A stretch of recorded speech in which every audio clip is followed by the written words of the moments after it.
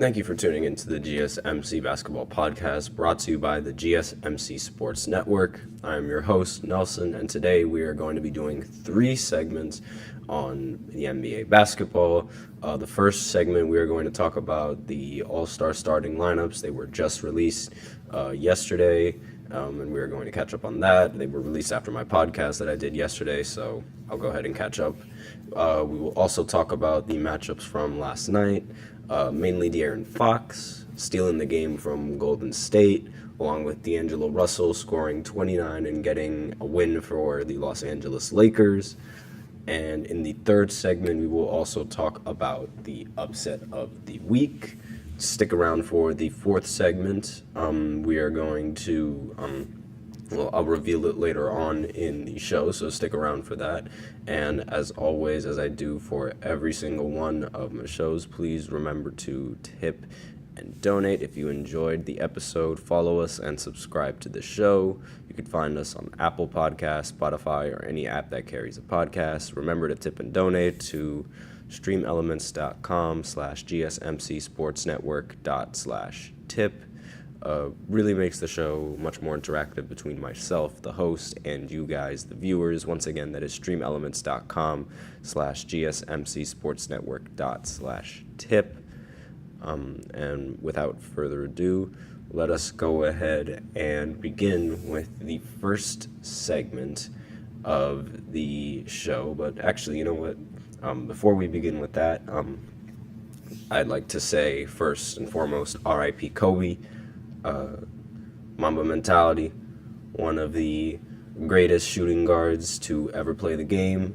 He tragically passed away a few years ago on this day. It's a tragic day for a lot of basketball fans. It was one of the worst days of my life. I consider myself a very big Kobe fan, and seeing that on the news was definitely not something that I enjoyed. So rest in peace, Kobe. Mamba mentality, and let's begin with the segment. Enough of that. So the All-Star starting lineups were recently released. The Western All-Stars are LeBron James with being captain, Kevin Durant, Nikola Jokic, Shai Gilgeous-Alexander, and Luka Doncic. So obviously, in my opinion, no mistakes there. LeBron was going to be the clear-cut captain, without a doubt, since I believe the captain is determined by who leads in the number of votes, and LeBron has always led in All-Star votes in practically every single year that he's played in for a very long time, and he's been a captain every single year that there was a captain system. Now, in the Eastern All-Stars, there's Giannis Antetokounmpo as the captain, Jason Tatum, Joel Embiid, Tyrese Halliburton, and Damian Lillard. Now, the big talk behind... Excuse me. My bad. So the big talk behind this, the starting lineups in this case is that Stephen Curry isn't in the starting lineup for the Western All-Stars. And this is the first time in a very long time where Steph has been a starter for the Golden State Warriors, and he was not selected to start in the All-Star team. A lot of people took to Twitter quickly to display the amount of shock they were all in with this news. He's one of the players he's one of those guys that's like almost guaranteed to have that spot. He's been a starter like every single year that he's been healthy since like 2014. And even with like all of the votes that he got with the All-Star voting, because he was second in guards. If you remember from one of the previous segments that I talked about, he was second in guards for All-Star voting. So it's not like he didn't have the votes to get in the starting lineup. So, but then again, he's not necessarily having the best season to get himself in the starting lineup either. His usual standards are definitely much higher than the standards that he's putting up right now, and the standards for his team are definitely higher than what he's doing right now, since it looked like they were going to win last night, but that ended up not happening because De'Aaron Fox stole the game. More on that later. The entire starting lineup for the West is almost exactly like how I expected, as I mentioned before. They come out not just from the voting, but also from the the fact that all of these players are having a great season. And these players actually legitimately deserve to be in the starting lineup with the numbers that they're putting up. They're by far the best at their position. Luka and Shai are 1 and 2 at the guard position, in my opinion. So it makes total sense how both of them are starting this year. I'm sure Curry will come off the bench, but starting is like a really high honor in the All-Star game because it highlights how you are the best at your position according to the league and according to the fans, and it's widely recognized. Some of the NBA players, actually, I think it's kind of funny to mention, some of the NBA players are arguably bigger trolls than the fans. Steven Adams got a few votes for being in the All-Star game, even though he's not playing this season. So very good job by a lot of the players with that. LeBron being the captain was obvious. There's no really stipulation for captains this year, if I remember correctly. It's going to be just regular West versus East, just like the good old days. Giannis also being a captain, like I mentioned before, no surprise. And along with the good old days, I believe comes with the good old format, where teams only compete within the allotted time, so we don't have to worry about them you need to score 24 more points than this final score, and then you win the game. And so right now they only have to, or for winning for their charitable donation, right now they only have to worry about beating the other team within the time of the quarter, and if they win in the quarter, they win a charitable donation. And I'm a bit surprised seeing now the Eastern lineup. I talked about the West, but I didn't talk about the Eastern starters. I'm a little bit surprised seeing Tyrese Halliburton. Actually, no, I lied about that. I'm not surprised to see Tyrese Halliburton. I'm more surprised seeing Dame in the starting lineup because he's had a lot of ups and downs in the season, and I thought that spot would have been reserved for Donovan Mitchell, who is leading the Cavs to the 4th seed right now. I understand that Dame is leading the Bucks to not necessarily being the leader, but he's the second option on the Bucks, who are the 2nd seed in the East right now. However, since his teammate is literally the captain of the All-Star team, I don't think it's necessarily fair to give him the edge over someone like Donovan Mitchell, because he's playing without Darius Garland at the moment, and the Cavs are still at a relatively high seed in the Eastern Conference, given the lineups that they have and the rest of the Eastern Conference and how top-heavy that Eastern Conference actually is. I'm going to go ahead and look at the standings real quick just to make sure that I'm right. And yeah, the Cavs are, with the Knicks winning last night, more on that later, the Cavs are now in the 5th seed, which isn't bad. The difference between the 4th and the 5th seed is literally just home court advantage in the playoffs. But again, not that bad. I get that voting for the All-Star voting is not necessarily just for point guard, shooting guard, small forward, power forward, center. It's just guards, and then the backcourt, I believe, which is the small forward, the power forward, and the center. So it's it's either between. Actually, no, that was the front court. That's my bad. So Dame has a great record with his teams, but I don't think that he deserves to be in that starting lineup over Donovan Mitchell. And honestly, in my opinion, I would put Scottie Barnes in that starting lineup, because you guys know that I'm a big fan of Scottie Barnes and his game. He's great for fantasy. He's good all around. He's just not bad on one side of the ball whatsoever. And it's I'm a really huge fan of all of these, of Scottie Barnes and his game. We have someone in the chat, Crucial PG again. So, yep, I'm talking about, he says, All-Star starters have been chosen. I have a boy named Chosen who's a Nets fan. Oh, wow, that's great. I wonder who that is. And there's not a single Nets player in the starting lineup for the All-Star team. So, and I don't think that there is going to be anyone coming off of the bench.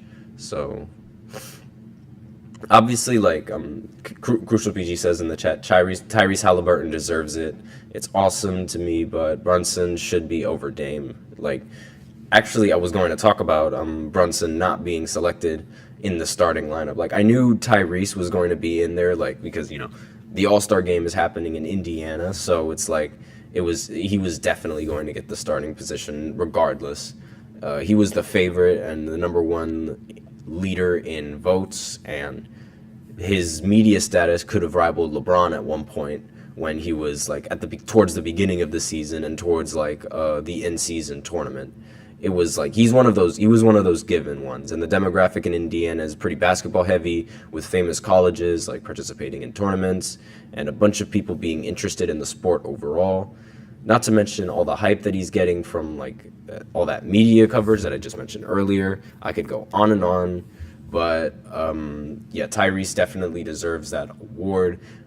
Jalen Brunson, one of the guards for the Knicks, he hasn't been getting that much attention in terms of All-Star voting. I believe the last time I checked, he wasn't even in the top 10, which is insane to me because he is having a great season on the Knicks, and the Knicks were like, they've been notoriously bad for several years, but like now recently they've been pretty good, which is like an achievement in of itself. And I definitely think that deserves a starting roster just because he's winning on the Knicks and he's the best player on the Knicks. That's definitely an achievement.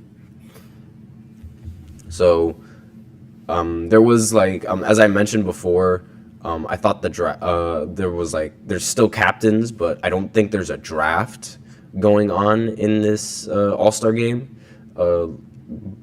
Before, like when there was a draft, I really didn't see like there to be a purpose in having other than having other conferences team up, so it's like one big free-for-all, and it's like, oh, we could finally see LeBron and Steph Curry on the same team because, like, LeBron was always on Eastern teams and Steph Curry was always on Western teams.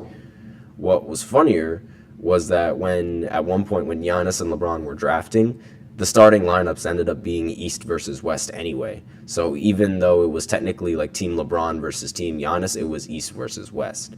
Once again, even though they are captains, I'm not sure if like they're going to draft a bench. But if they were to draft, then LeBron has been captain 6 times and has won 5 out of those 6 times. So if he can get another win as captain, the media will be right on that. Probably make a joke about him saying these are the only 6 times LeBron is going to win as a team leader because of all the Jordan rules and all the Jordan memes and stuff and how he just everyone loves making fun of him.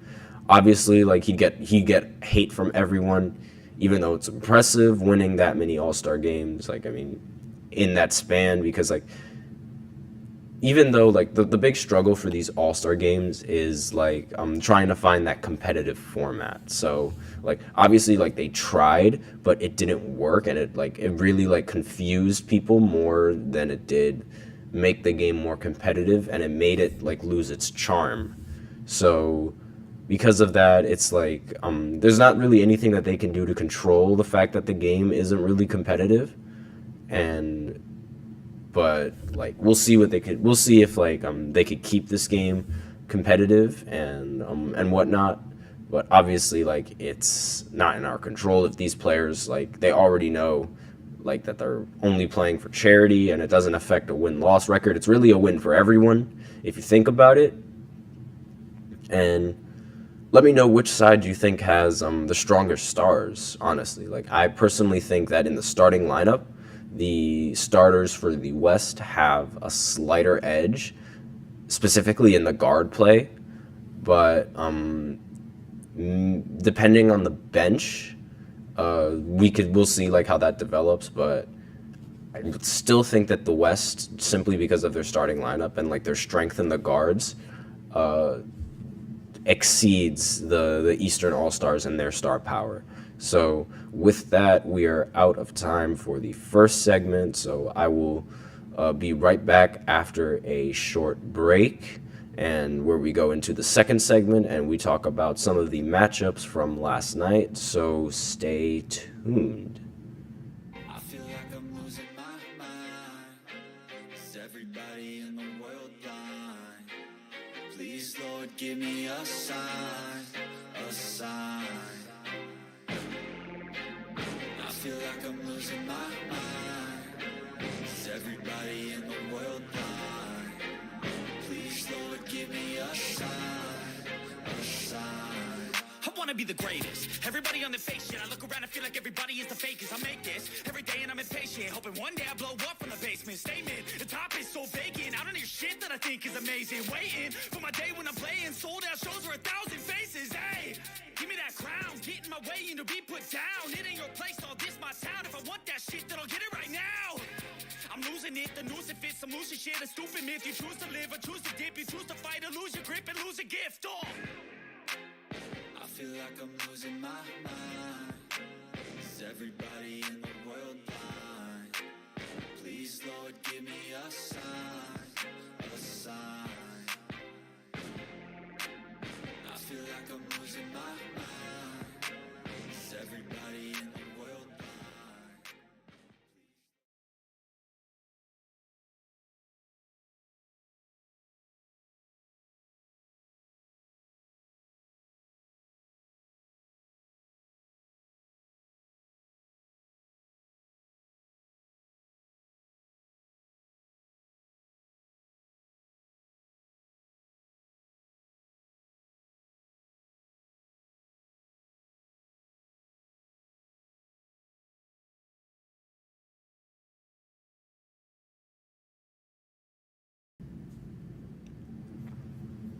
And we are back to the second segment of the GSMC Basketball Podcast, and we are going to talk about, or we are going to recap some of the games from last night, in particularly the matchup where the Kings went up against the Golden State Warriors. But before I go ahead and do that, I would like to remind you guys, as always, to please remember to tip and to donate to get your comments recognized.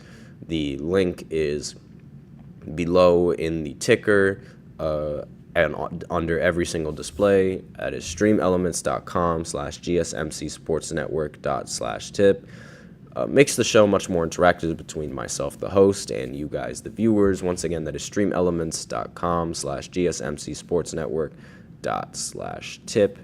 And without further ado, let us go right into the second segment, which will be focused, once again, as I said earlier, on the recent NBA games that were going on last night, particularly Golden State matching up against the Sacramento Kings.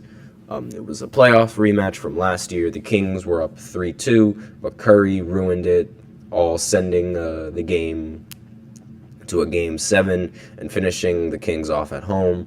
The game went down to the wire this time, to the point where the Kings took a lead with hitting one free throw but failing to convert on the second, meaning that Golden State could still win the game, seeing as they got the rebound and if they were to hit the shot. This is where great players usually come and meet the moment and end up winning the game for your team. But Stephen Curry ends up turning the ball over, and the Warriors end up losing 134-133. After getting screened, Steph Curry looked open enough to come off of that screen and shoot the ball, but there was a defender that was playing a lot of help defense, and because of that help defense, it caused him to dribble a little bit too much, and he ended up losing the ball. De'Aaron stole it, and thus ended up winning the game in the end. Curry ended the game with 33 points, despite that crucial turnover towards the end. Kuminga also made another appearance in the scoring highlights, scoring 31 points. Klay Thompson did not have a good game tonight. He was shooting the ball very inefficiently. He definitely wasn't himself. If his offense was there, the score might have looked a lot different than what it actually was, and they probably would have came out with the win. Harrison Barnes on the Kings ended with a career high of 39 points. De'Aaron also ended the game with 29, and of course the steal that ended up winning the game in the very end. As good as Steph Curry is, I don't understand how this happens almost every single time with him. Like, it's every time and it never fails. It's like there's a moment in the fourth quarter when you absolutely need him most, and he fails. Like, he just collapses under the pressure. It happens way more often than you think for someone who has the reputation of being the greatest shooter of all time. Now, he has his great games and he has his bad games, but no matter what kind of game he's having, he always messes up in the fourth, and it doesn't make any sense. That turnover was his fault. He lost the dribble. De'Aaron stole it from him. It was really a bad loss that they could have avoided, and it would have if he would have protected the ball. Obviously, this is good news if you are the Kings, as you now hold the 7th seed in a very difficult Western Conference, so that improves yourself in the standings. You need to make sure that you maintain your wins so you don't fall deeper down into the standings, and you're forced to end up needing to win some of these games, because now with the standings and how they are being the 7th seed, they could afford to lose one game and still be able to make the playoffs. But obviously, now that they're the 7th seed, they could afford to do that, but they could also try and compete for the 6th seed, so that way they don't even have to worry about playing in those playing games. Now, getting a win over that team is definitely a huge confidence booster for the rest of the teams in the West, because now it's they're one of those teams that could make noise towards after the All-Star break. With this loss and the fact that they're not making noise right now is a very huge confidence boost for a lot of people in the West who are trying to compete. Now, the Warriors definitely, if you're the Warriors, you need to hit the panic button right now. There are a few games behind because of the incident that recently happened in Utah. Rest in peace to their assistant coach. They need to catch up with the rest of the league, and they need to win a lot of these games because they are so far behind in the seedings, being the 10th seed and out of the play-in. Actually, wait, no, I believe they're actually the 11th seed. My bad. And it's not like they can manage to lose all of these games, but I don't really expect them to win all of these games either, given the scenario that they're in. This win, this game was very important for them. So if you're Golden State, I'd be worried right now. So obviously, as I mentioned before, the Kings were the 7th seed. Having a 7th seed come out on top in a close game in that fashion is not a good sign if you're Golden State, because if you're trying to compete for a championship with Stephen Curry and Klay Thompson and all of those star players that you have, they're not the same players that they once were, but they're still veterans and elite talent. If you're trying to compete with those players and the roster that you have right now, losing to the 7th seed in that close of a fashion is just unacceptable. And I don't mean to necessarily rip on Curry all that much, but you're the best player on the team and you're messing up in such a big moment. That is not a very good sign if you are one of Golden State's players, because that's the player that you rely on in those clutch moments, and it's he doesn't deliver. So it's who's your next go-to if he's not hitting his shots? What do you do?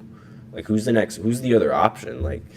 In the other championship runs that he's been on, he's had several other options, and he's had a lot of help in terms of scoring and in terms of defense as well. So it's who is that going to be that other option when he's not the one scoring? And it truly amazes me how it's always, when the time comes, it's always him that messes up. It feels like every time he has a chance to take the lead or win it all, he just misses, and the opportunity just goes. But when he's up by 20 in the third, he makes all sorts of shots from wherever he decides to shoot from. It boggles my mind. It makes absolutely no sense to me. I wouldn't be surprised if after this season we see an even bigger decline in the Warriors and their offense, and they might even trade some of their players just to see if they could have a slight chance to compete. But I don't think they're going to do that I don't think they're going to try to compete until the rest of their stars retire, unless their stars feel like they can compete in this league. In more recent news, in the previous games, the Lakers won their last matchup against the Bulls. LeBron actually played in this game. I thought he wasn't going to play. I was wrong. I wasn't sure if he was. He and AD both ended the game with 22 plus points and a triple-double. And D'Angelo Russell ended with 29 points as well, on top of Austin Reeves, who ended with 20 points. This was a big win for Los Angeles and a big game from the starting lineup. They really needed to get the Bulls out of the way and tie up their record because their record is really, really bad. As usual, they are playing below expectations around the trade deadline. Not something that... I mean, it's something that you're used to if you're a Lakers fan, but it's not something that you like to be going against every single time. It's definitely not a scenario that is ideal. They stand perfectly in the mid-tier of the West, being 23-23, and the 9th seed. It looks like they're going to play in the play-in games once again at the rate that they're playing. It does, if assuming that the records do not just randomly change, because you know how they've been recently in a lot of these games with the Western Conference and these teams and how close their records are. If they continue to hold this spot, they might need to be forced to play in a lot of these play-in games. But at this rate, with the way that they're playing, I don't know how this will get fixed. I don't know where you go from here. Their roster it's playing good right now, but what if the starters don't end up doing what they need to do? And what if they don't end up having this fantastic game from all of the players that they had a great game from? I think some of the players from the bench, they might have to get moved, because barely anyone came off the bench when they played against Chicago this time. Nobody came off the bench. It was just the starters that were going off and 4 players that came off the bench. You could argue that it's because a lot of the game was played in garbage time. It was a blowout, but still having only 4 players play, it's not a good sign. And DeMar ended the game with 32 and 10. He still lost, but that's still pretty nice. Kobe White made an appearance on the stat sheet as well, scoring 25 points and logging the most minutes on the team. The game looked close, but towards the final, if you look at the final score where it was a 9-point difference, but it really wasn't that close towards the fourth quarter. It really didn't seem close if you watched most of the game. I just don't know exactly what advice I give to the Lakers, rather than for them to just continue to play like this and to just play better. The players that they have, they're just playing bad. When LeBron doesn't have 30 points or 40 points, the Lakers usually lose. And that's obviously that's not good, seeing as LeBron is the oldest player, but in this game he had 20. But everybody else was, he had 25 technically, but everybody else was also doing their part, so he didn't necessarily need to do that much in the scoring department. If they're doing that, then it relieves him the offensive pressure. That's a team issue, and the rest of the team sort of has to chip in and help him. With the pieces that they have, I don't really see many teams willing to negotiate in trading, unless it's a lot of pieces that the Lakers are going to end up trading away, along with a lot of draft picks. And that's something that they don't necessarily have, given the trades that they've done. And this is why you don't trade for Russell Westbrook. They gave up a lot of their bench and future picks just to get Westbrook for 1 year and immediately trade him away. So obviously that definitely hurt the team in the long run. Maybe if that trade didn't happen, they'd be in a better spot to make a better trade for a better player. It's difficult because they would essentially have to be tanking with the depth that they have. But with Bron and AD on the team, you can't tank, because LeBron's on his last few years. And with Anthony Davis on the roster as well, you have no idea if he's going to end up re-signing when LeBron decides to leave. So you have to salvage these years that you have with these two the most you can. And as of right now, they have not been doing it as well as I believe that they should. It's you have to have this win now attitude. Otherwise, they're probably going to end up leaving. Honestly, they probably should tank just to make sure that the Lakers could end up getting Bronny in the draft if he declares for the draft, because if you get Bronny, then you end up getting LeBron. So maybe they should tank just to make sure that they could end up getting Bronny in that draft. But that's just another option. I don't think that's going to happen. I believe that LeBron's going to play out the rest of his years with the Lakers on his contract. maybe if I don't think Bronny will declare for the draft this year, but he might declare for it next year. In other matchups, Joel Embiid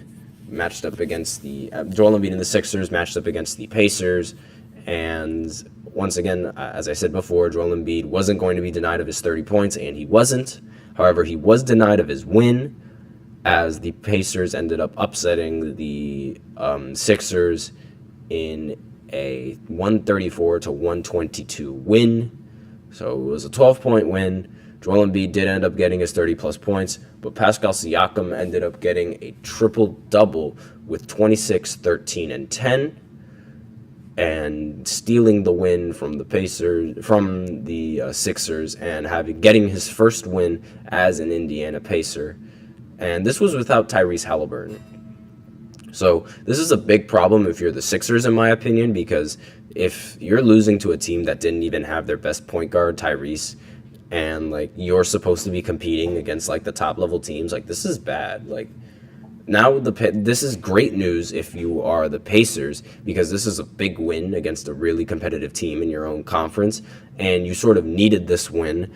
Pascal needed this win definitely to like boost his confidence for the team, but having this win under your belt sort of shows that you definitely have what it takes to compete in this top-heavy Eastern Conference, given the fact that they did not have Tyrese Halliburton. And that's like the huge difference maker. Like if they had Tyrese, like I would probably have said like, it's just a bad game. But the fact that they didn't have it, they were still able to do what they did, is extremely impressive. I wouldn't say it was a huge upset, but it was one that I wasn't expecting at all coming this week, especially since like the Sixers have been winning a lot of their games recently, and they've been obviously like been carried behind Joel Embiid's scoring outputs. But it seems like these Pacers, they're legit. I know like how before I wasn't really hyping them as much, and I wasn't really on the Tyrese Halliburton train. I didn't see them competing against the top teams, but let alone without Tyrese. But with this, now like my persona on them has like completely changed. Like I seriously believe that they could compete with any team in the East right now, and they could make serious noise in the playoffs if things end up going sour for either the Bucks or the Sixers, because now I believe the Bucks, with their new head coach, they're in a very vulnerable position, because Doc is notorious for blowing leads. I am not going to put it against him to blow any series in the playoffs. And once again, Joel Embiid also is notorious for not being able to make it out of the second round. So again, those are just scenarios that could definitely play in your favor. And like, obviously, like it's speculation, but it's weird how it tends to happen like every single time. So is it really speculation? Like if the numbers show that like if consistency is apparent, is it really like speculation? But that's just food for thought. Now, the Celtics won in a blowout against the Miami Heat, 143-110. Jimmy played, and so did Bam, and it did not go well for either of these guys. Maybe it's because the Celtics were like still bitter about last year and how they lost in Game 7 after almost coming back 3-0. But they never took their foot off the gas against the Miami Heat. Every starter scored 15+, which is always a great sign if you're the Boston Celtics. And if you're a team with a very consistent starting lineup, it relieves pressure from your best players, who can man double coverage and make easier looks for like the other players. And since the others are just as good, it's almost guaranteed that they're going to get buckets in the spots that they like. So it's like just super efficient all over the field. Their bench might not be as strong, but with all the power in the starting lineup and all their offense, it doesn't necessarily matter. So far, Terry Rozier hasn't really been that much of an impact for the team as you'd expect. The Heat are on a 5-game losing streak with this loss from Boston, and their losses came from teams that are in their own conference as well, around the same record as them. Like the mid-tier teams in the Eastern Conference, like Brooklyn, Atlanta, and teams and whatnot. It doesn't really seem like right now, at least like with how they played, they can compete in these playoff games and with these playoff teams. Doesn't look like they're going to have the best year against them. Then again, this could all change come playoff time, as they do tend to go on those runs. that squad is no stranger to going on these runs, but most of the time when they do make the finals, it's when we don't really expect them to make the finals. So I will always leave the door open for Miami. However, with how they've been playing now, I don't think we can leave the door open as of yet, because they haven't been playing good against mediocre teams, and they just recently got blown out against a really good team. So it could spell some bad news come postseason. So with that, we are out of time for this segment, and I will once again go ahead and have a short break and tune in for the third segment, where I go ahead and talk about the upset of the week. And if we still have time, then I could talk about some of the matchups to expect coming up this weekend. But after this break, so I will be right back. For the best and latest podcasts available anywhere, go to the podcast app on your cell phone and type in GSMC to access free content-rich podcasts on health and wellness, book reviews, sports, entertainment, relationships, social media, movies, technology, finance, and even weird news. Subscribe and download the GSMC Podcast Network's family of shows, available everywhere podcasts are found.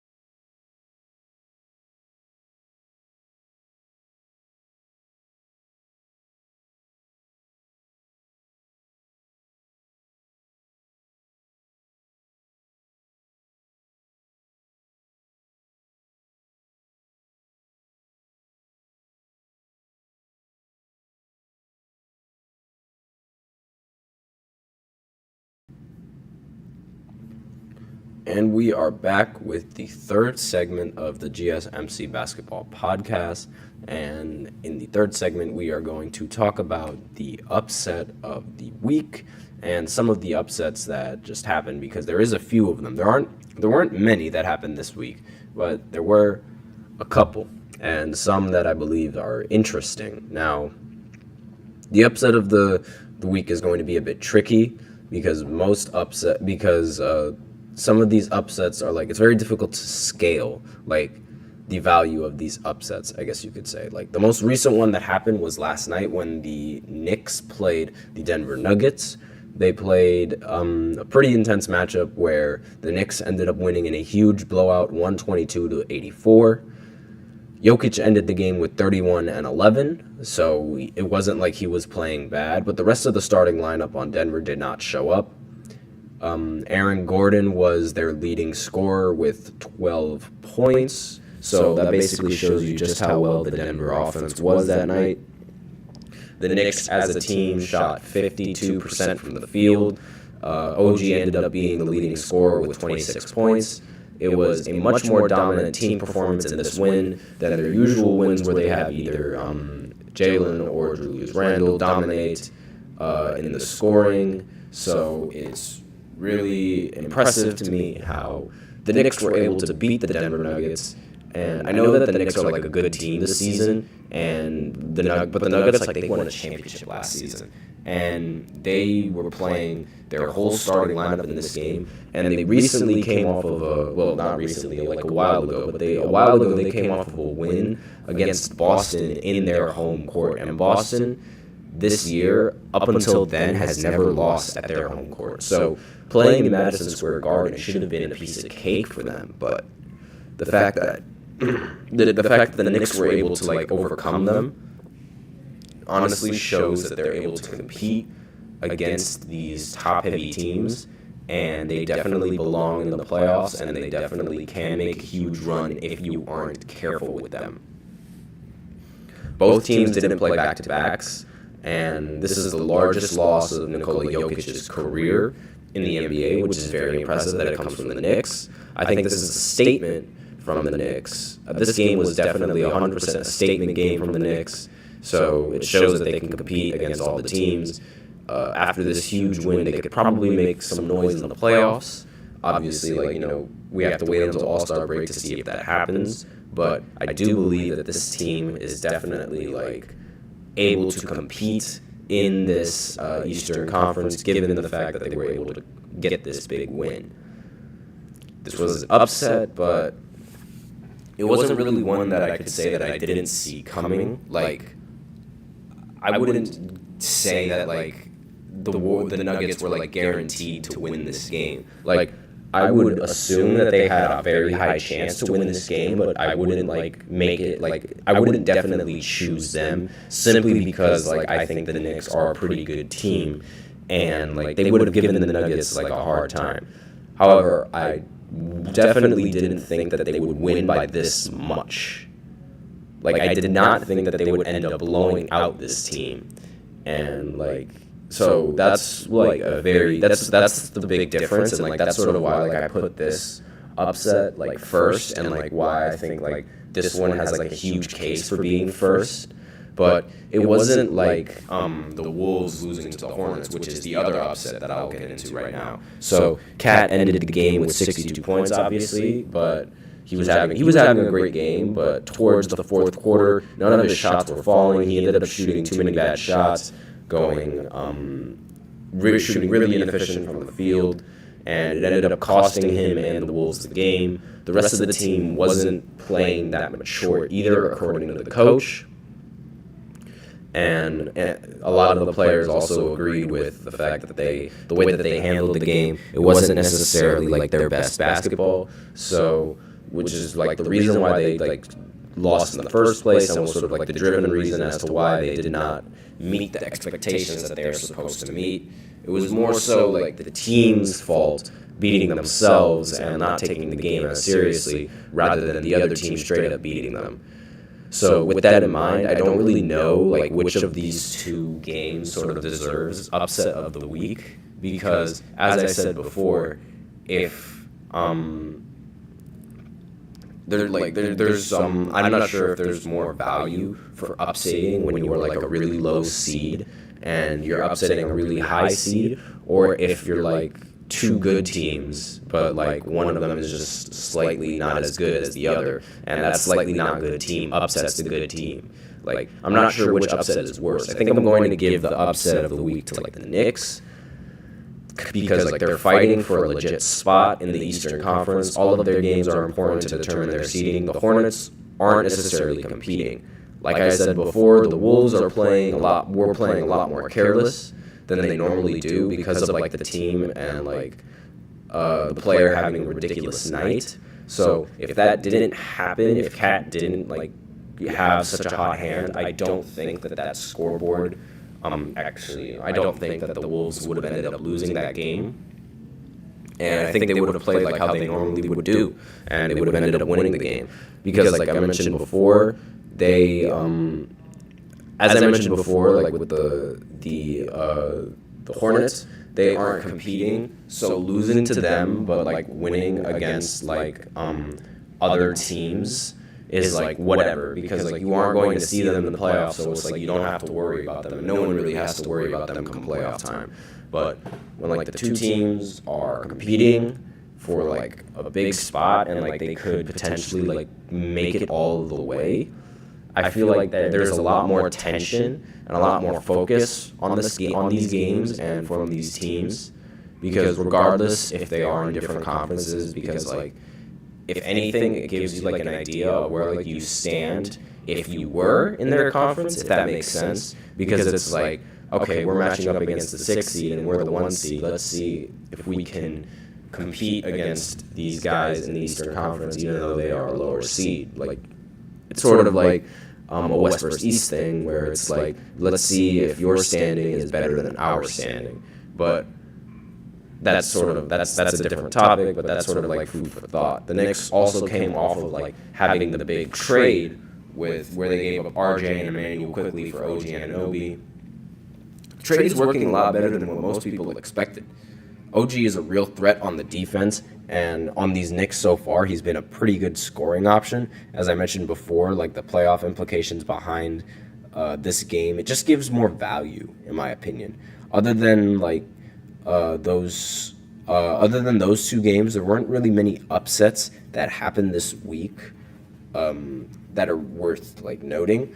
Other than the Philly game, actually, we could talk about the Philly game. That one was an upset because I certainly didn't think that Philly was going to end up losing that game behind Joel Embiid and his scoring and the fact that Tyrese wasn't playing, but they still ended up losing that game. So that's very surprising to me, and it might be the upset of the week if the Knicks didn't blow out the Nuggets the way that they did.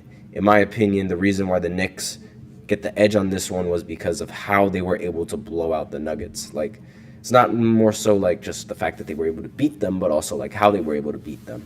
They didn't even crack 100 points, and they completely got destroyed in the scoring department. So it's that win feels like it's a little bit more impressive to me. But again, if that didn't happen, if we're just talking about an upset alone, I believe that the Philly game and the Pacers deserve upset of the week. If we're just talking about upset alone, because if I had to pick if I had to pick a team from last night that I definitely thought was going to win, it was going to be Philly. So I will definitely give the Pacers credit for doing that, but let me know what you guys think in the comments, and what do you think was the upset of the week. But with that in mind, we are running out of time for this next segment, so now we are going to get into the 4th segment where we talk about the possibility of Stephen Curry matching up against Sabrina Ionescu from the WNBA in a 3-point shooting contest. So tune in for that after this short break.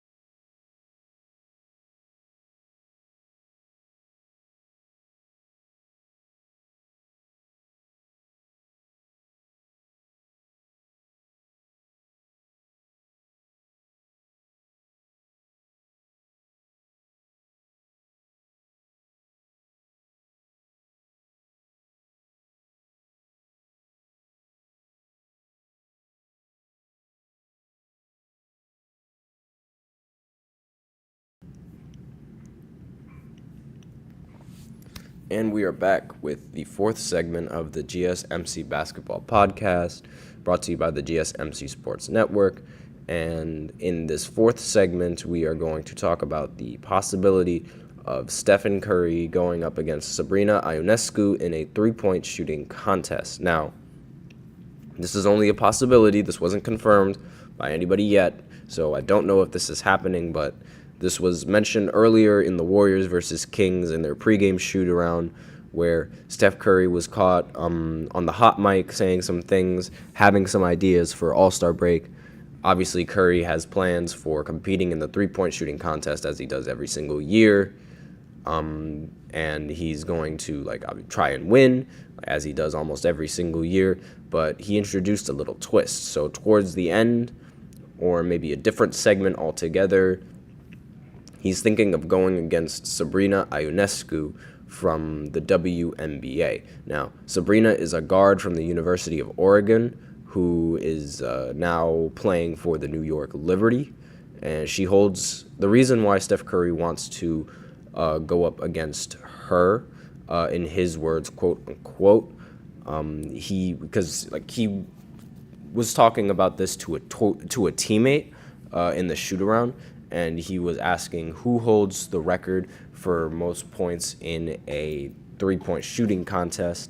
And as of right now, Sabrina holds the record not just for the WNBA, but for the NBA as well. So obviously, Stephen Curry having the reputation of being the best 3-point shooter of all time, and previously holding the NBA record for most points in a 3-point shooting game, it's almost like his reputation is sort of on the line, I guess you could say. So obviously, he wants to challenge her, and obviously those were his words, saying that he would like to settle this once and for all. It would be a very fun matchup, I think, and I'm not sure if there was difference in the court's geometry, like the size of where the 3-point line is, where she shot the ball, and the size of the ball, but that doesn't matter, because holding that 3-point record for both the WNBA and the NBA is impressive, because like we say, the NBA is full of the talent and it's full of amazing players now. So the fact that she holds that record for both genders is really impressive. So if the NBA allows them to follow suit, this could be, I think this is this would be the first time, at least in a while, that in pro sports where men are going to be able to compete against women in the sport, at least in a pro televised sport. I'm not sure if that usually happens, but it's usually women going against women and then men going against men. So I don't know if this has ever been done in any type of competition standpoint, other than the celebrity games, where it's you could see Quavo going up against, I don't know, little Ice Spice or something like that. I have no idea. Just to give a few. You could see a WNBA player just going up against Quavo or Kevin Hart or something like that. But regardless, it's it would be a really cool matchup. Steph is largely considered by many to be the greatest shooter on planet Earth and the greatest shooter to ever be made, but he doesn't hold the record. So I'm not sure if doing this is allowed and how it will be handled, if they're both going to be dealing with the exact same format of the 3-point shooting contest, or it's just going to be them shooting at the same time, seeing who can make more shots in a row, or seeing who can make more shots given their shooting rack. Now, obviously, there is a difference in dimension between the basketball and the size of not the size of the hoop, but the height of the rim. So I'm not sure if that will also get changed or adjusted given the competition that they're going to have. But if it does, that'll be interesting to see how they handle it, or how the fans react if they don't change it and they just let her shoot with her WNBA standards and let Curry shoot with his NBA standards. But I think it could go either way. Depending on who has the hot hand, is going to end up being the one that ends up winning this competition. I also don't know if I haven't been paying attention much with WNBA games, because most of the time, when they're on, it's a little bit inconvenient for me to watch them when they are on, because I'd be working most of the time. They're playing in the summer, and I'd be doing other things.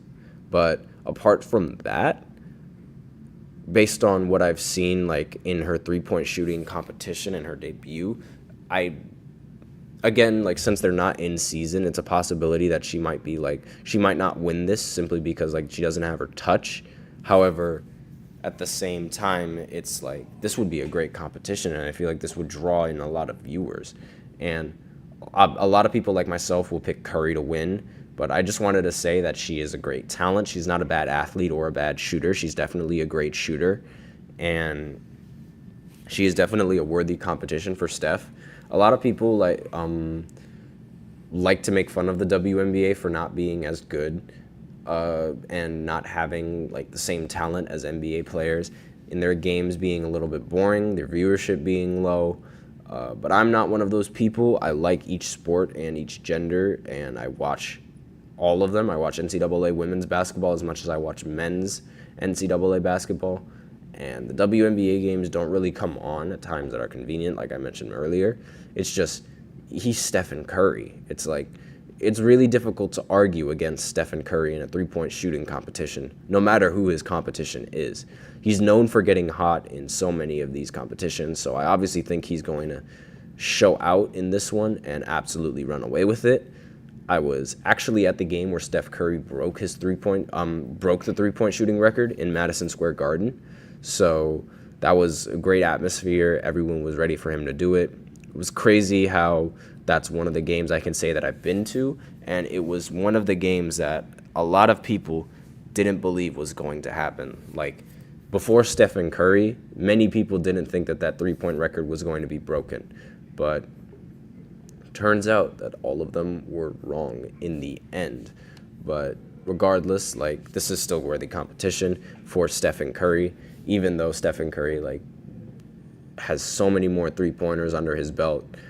I think, like, if she has the hot hand, she could make a lot of noise. And that goes with a lot of shooters, because it's like you have to be on that night. It's like, if you're not on that night, it could happen with anyone. Like, I mean, if you want to look at baseball, I remember Juan Soto was going up against Ohtani in the home run derby, and Ohtani lost. Now, he was the favorite to win the entire thing. So the fact that he lost in the first round was like, wow, how could this happen?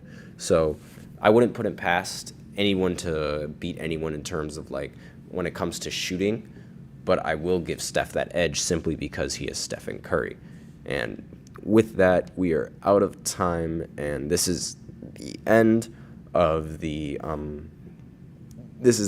segment. So thank you guys once again for tuning into the GSMC Basketball Podcast. And as always, I remind you guys to tip and donate. Really makes the show much more interactive between myself, the host, you guys, the viewers.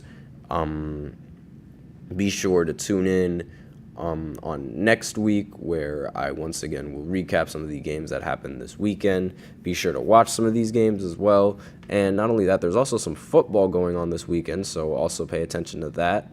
But obviously basketball, I'm going to be paying attention to basketball and football, doing both at the same time. So I'm your host, Nelson, and as always, take care.